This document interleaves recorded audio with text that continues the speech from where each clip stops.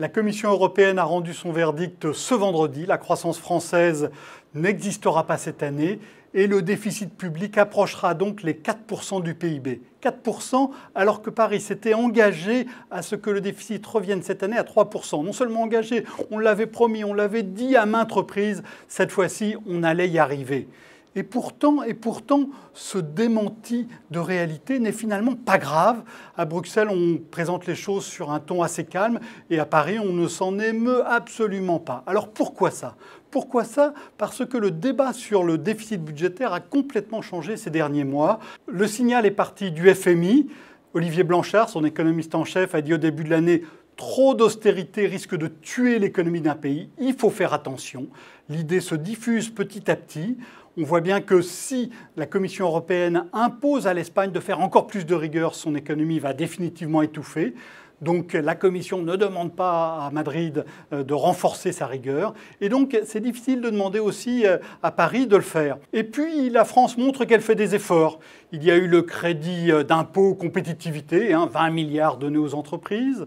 Il y a eu ensuite l'accord national interprofessionnel du 11 janvier. Les entreprises vont avoir plus de marge de manœuvre pour gérer leurs effectifs, notamment en situation de crise. Et puis à Paris, on dit aussi haut et fort que regardez donc, on dépense moins pour la Sécu que ce qu'on avait prévu. C'est les dépenses de santé de l'an dernier qui ont progressé en dessous de l'objectif qui avait été fixé. Donc la France fait des efforts. Le problème, c'est qu'il ne suffit pas de faire des efforts dans le passé, il va falloir en faire dans le futur. Et là, il y a deux chantiers qui sont clairement fixés. Paris les a indiqués, c'est la retraite et la dépense publique. La retraite, il y a 3 moyens d'agir pour contenir les déficits, pour les faire diminuer. C'est relever l'âge de la retraite, compliqué. C'est accroître les cotisations, encore plus compliqué. C'est donc toucher aux pensions. On a commencé à le dire, mais ça va être politiquement extrêmement difficile, surtout que les seniors, non seulement sont nombreux, mais votent aussi plus aux élections que les jeunes. Donc premier chantier, la retraite. Ça va être compliqué.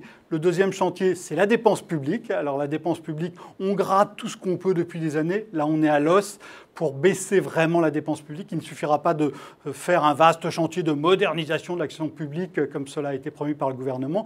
Il va falloir tailler, il va falloir réorganiser en profondeur. Il va falloir dire on ne fait plus ça. Il va falloir dire on confie ça au privé. C'est quelque chose qui n'a jamais été fait en France. C'est le défi qui attend le gouvernement. La chance du gouvernement dans cette histoire, c'est qu'il a un peu de temps. Il sait que ça ne sera pas pour 2013, ça sera pour 2014.